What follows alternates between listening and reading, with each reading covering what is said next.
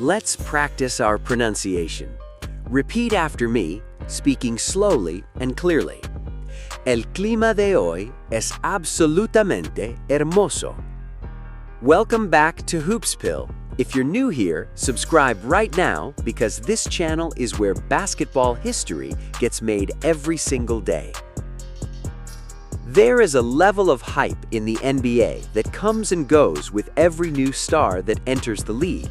And then there is something else entirely, something that sounds almost impossible to process the first time you hear it, something that makes you stop what you are doing and actually pay attention, because what NBA legends and veteran players are currently saying about Victor Wembanyama does not sound like normal basketball praise anymore.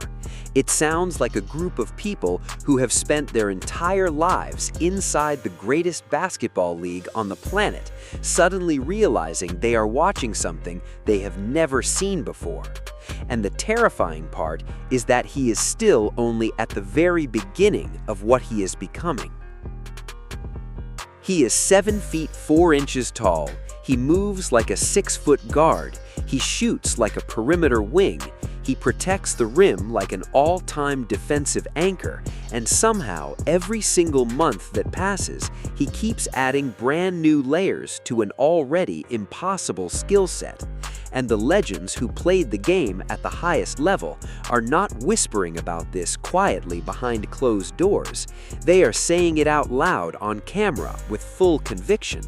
And one of them came right out and called Wembanyama the first truly perfect big man that has ever been created in the history of professional basketball.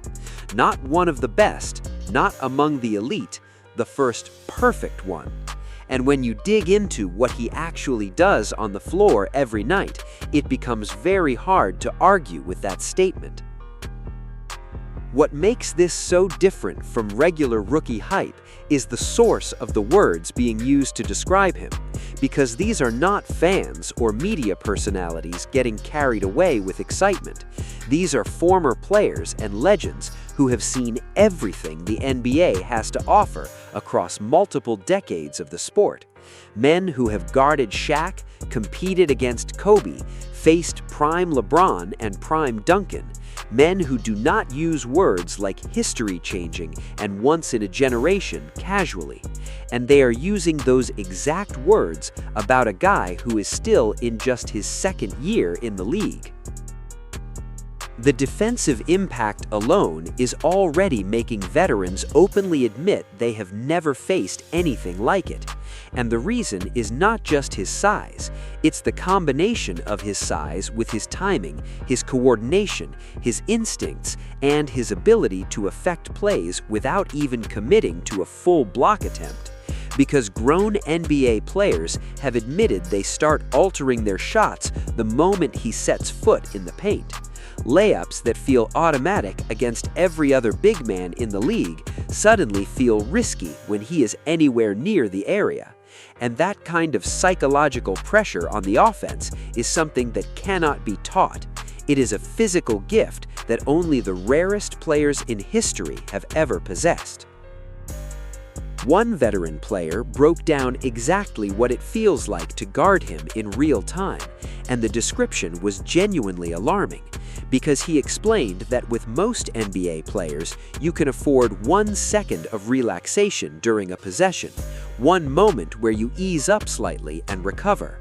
But with Wembanyama, that 1 second does not exist, because the moment he rises up into his shooting motion, the window to contest has already closed. Nobody on the floor can get their hand anywhere near that release point. And understanding what that means for defenders across an entire 48-minute game is what makes the challenge so exhausting and so completely unique. There were trash talk stories that started coming out from players who faced him directly, and those stories revealed something important about who he actually is as a competitor. Because one veteran described blocking his shot and staring him down immediately afterward with full intensity, expecting the young player to back down or show hesitation, and instead, Wembanyama fired right back with zero fear and zero pause. Both players fought for position on the very next play, both talking, both competing at maximum intensity. And then, Wembanyama spun toward the rim, took one single step, caught a lob with his left hand, and finished a play that literally nobody else on the floor had even a physical chance of completing. That play in particular tells the whole story of why veterans are so fascinated and so disturbed by what they are watching, because the veteran telling the story admitted that he thought he could contest the lob. Jimmy Butler thought he could get to it from the backside, and both of them were completely wrong. And the reason they were wrong is not effort or positioning, it's pure physical reality. Because the only player on the planet who had a legitimate chance to catch that lob was the 7'4" human being who reached up and caught it with one hand. And moments like that are what separate extraordinary players from genuinely historic ones. Multiple veterans have come forward and compared different aspects of his game to legends from completely different eras and completely different positions, and the comparisons keep coming from multiple directions at the same time. One player compared his handle and perimeter creation ability to what guards do. Another compared his defensive presence to all-time rim protectors. Another said his ability to reinvent the center position is similar to what Steph Curry did to the point guard role, when he changed the entire philosophy of how teams think about building their rosters and spacing the floor. The Steph Curry comparison deserves to be taken seriously and not dismissed as exaggeration, because what Steph did was not just become a great player, he fundamentally changed what teams believed was possible at his position. He made the entire league rethink what a point guard could be and what three-point shooting could look like at scale. And the people inside the league who are watching Wembanyama every night are starting to believe he could do the exact same thing for the center position, making every team in the league rethink what they need, what they want, and what is even possible from a big man in the modern game. What makes his offensive game so dangerous is not just the shooting or the handle in isolation. It's the fact that defenders have no good answer to any of it.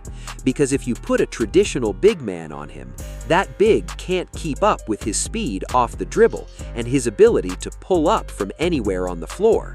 And if you switch a guard onto him, that guard has absolutely no chance of affecting his shot or his drive because of the size mismatch. And experienced defenders have openly admitted that every single possession demands 100% attention at every single moment, because the instant you lose focus, the bucket is already scored. The most stunning statement that emerged from all the conversations veterans have been having about Wembanyama was not about his defense or his shooting, it was about his ceiling. Because one former player came right out and said that he is going to be the guy that people finally say is better than Michael Jordan. And the weight of that statement cannot be overstated, because NBA legends protect the Jordan legacy more fiercely than almost anything else in basketball history. And for one of those men to voluntarily offer that comparison about a player who is still in his second season in the league tells you everything about the level of talent they believe they are currently witnessing. The scary reality for the rest of the NBA is that the version of Wembanyama they are currently struggling to guard and struggling to scheme against is not even close to the finished product, because anyone watching him can still see areas where he is developing, still getting stronger through the contact of the season, still learning the most efficient angles to attack certain coverages, still figuring out how to punish double teams with maximum consistency, still adjusting to the full physicality of what the league throws at him every single night. And all of that means the most frustrating version of this player has not even arrived yet. One veteran projected that within just 2 years, Wembanyama could be standing right next to Nikola Jokic as one of the 2 best big men in the entire sport. Not 5 years from now, not at the peak of his prime, 2 years. And Jokic is